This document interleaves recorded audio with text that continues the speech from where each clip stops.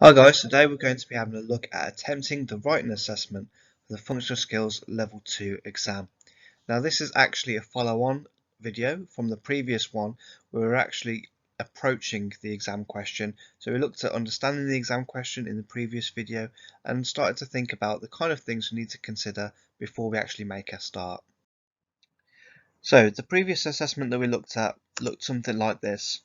So if you remember, this is the writing assessment, the one that's worth 21 marks. This one is focused specifically on the idea of a dress code.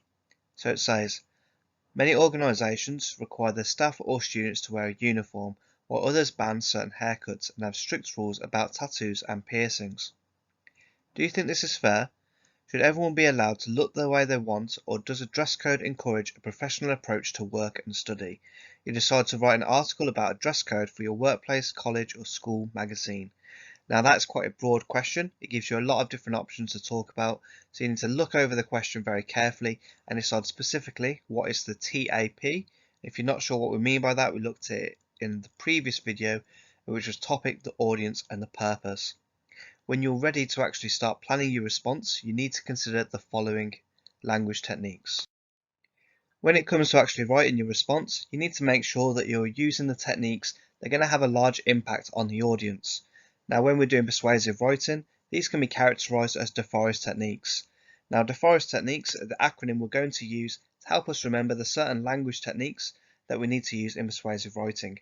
So you can see there, the first one is direct address. So the D in the acronym stands for this. The definition for direct address is when a speaker is directly talking to an individual or a group. So if you look at my example next, you need to consider the impact you are having on the people around you.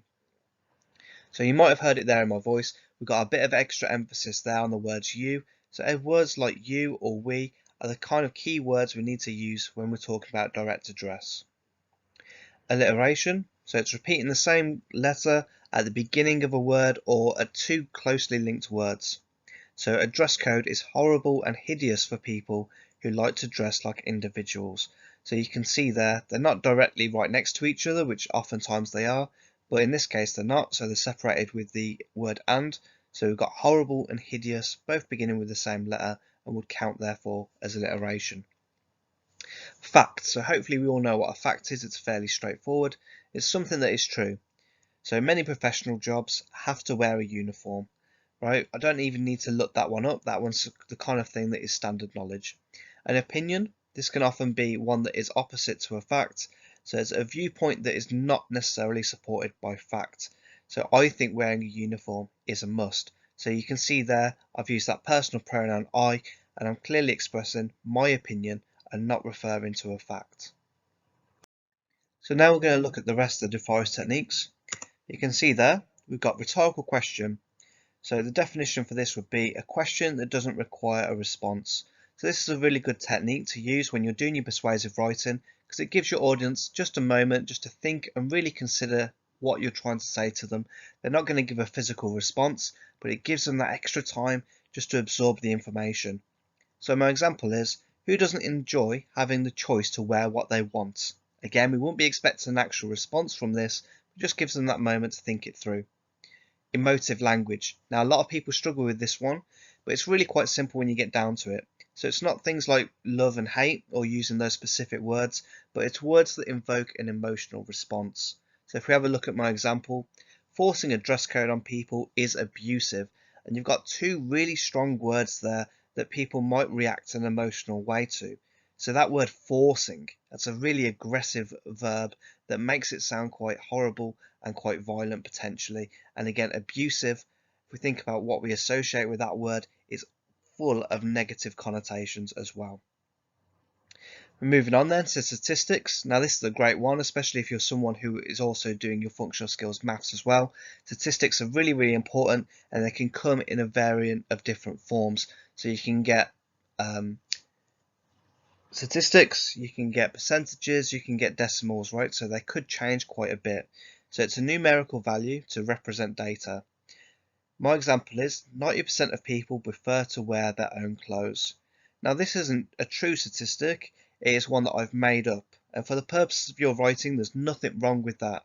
I've chosen to go with 90% because this is a really large percentage. That means the vast majority of people actually prefer to wear their own clothes, and this makes this view or this statistic really powerful in my argument.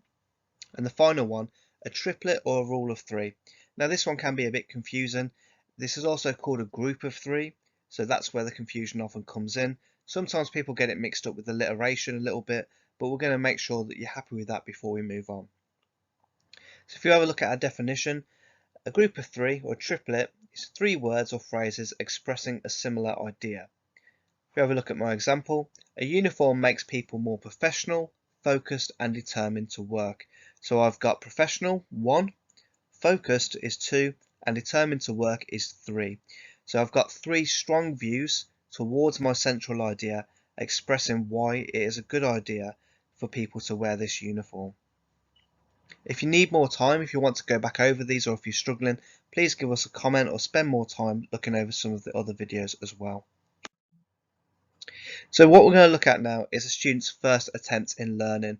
So all we're going to do is just read through it and think about how might this response be improved. As most first attempts in learning, it is something that needs a little bit of improvement. And that should be something that we think about as we approach the writing task. It isn't something everyone can do straight away. It might be something you need to spend a little bit more time working on, and that's absolutely fine. It's all about going back over your work, editing it, and seeing where the improvements can be made. So it says, there are some good and bad reasons for having a dress code. One reason for this is because people learn better when they're happy and relaxed. 40% of people said they find it easier to learn if they are comfortable in their own clothes. This shows that it might be better to let people wear what they want to. A dress code could help a lot of students to work better at school. Teachers might think it's necessary for children to wear clothes that make them concentrate better and also learn better too. So if you want to pause the video, if you want to spend a bit of time going through the response, seeing if you think it's a good one or a bad one, and trying to sum it up, really. Do you think this works well? If so, why? If not, what could we do to make this better? So I'm going to move on now, and I'll show you the actual examiner's comments for this response. Now we're going to take a look at the examiner's comments. So it's going to tell us what has worked well and what needs to be improved in order to help this candidate get a pass. So the candidate has started to use persuasive techniques. If you look back at the actual example, it did use a statistic. Now statistics are one of your DeForest techniques, and it's really good to use them in your writing as well. However, it did say 40%.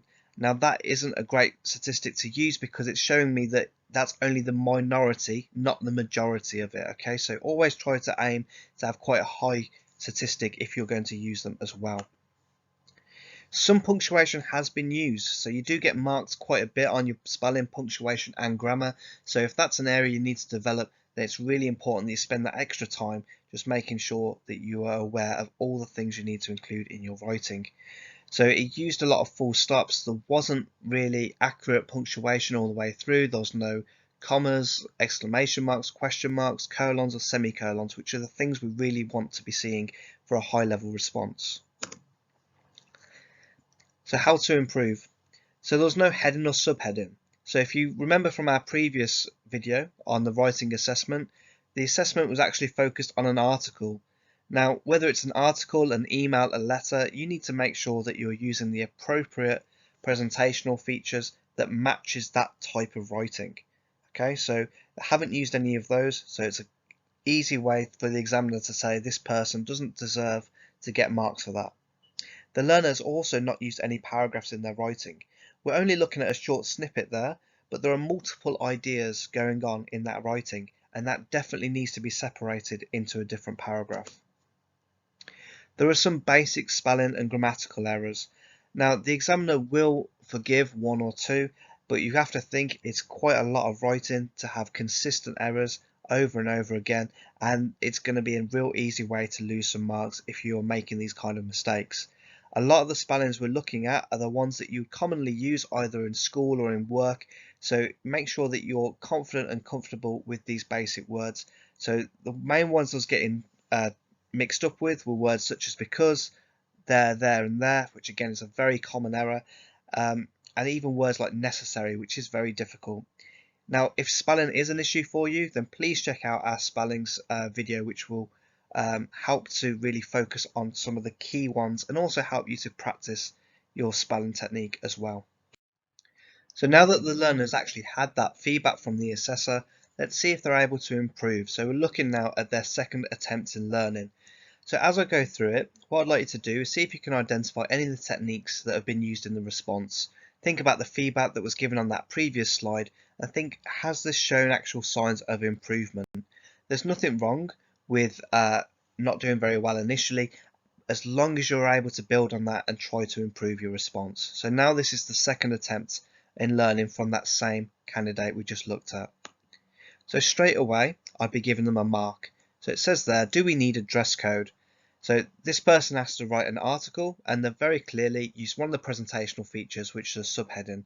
I'd also give them an additional mark because they've used that rhetorical question there as well. So that's off to a much better start than the first one we looked at. So it says, having to wear a uniform can be hard, annoying, and often expensive. A lot of workplaces require people to buy their own uniform, and this is simply not fair. On the other hand, a uniform helps to present a professional atmosphere in the workplace. I work at Morrison's supermarket, and 80% of customers stated that they feel more comfortable being able to clearly identify staff when they need assistance. There is no simple right or wrong answer for having a dress code. Let me get straight to the point. A dress code is necessary in some instances and a burden in others. So if you want to pause this video, if you want to have a look at it in more detail and see what really makes this effective, then by all means do so. It does use a lot more of the techniques that we looked at previously. You can see there straight away, we've got that percentage of 80%, which is a lot more effective than saying 40%. The punctuation is a lot better. This is only coming from an introduction, so we'd have to see the rest of it to see the overall grade, but we can already see that it's using a lot better punctuation and even uses a colon here to state the overall point of the writing. So now it's over to you. Use the examples on the other slides to help actually attempt the question yourself. So the question is, write an article to give your views on dress codes. Whenever you're given an exam question, the bullet points given are there to help and support you in your writing. So in this case, this is what it's asking you to focus on. So outline the dress code at your workplace, college or school. Explain the arguments for and against dress codes. Now that's an important one because that's giving you the opportunity to talk about it as a balanced argument. So the good points and the bad points of having it. You can also use key words such as on the other hand and however to link your argument as well.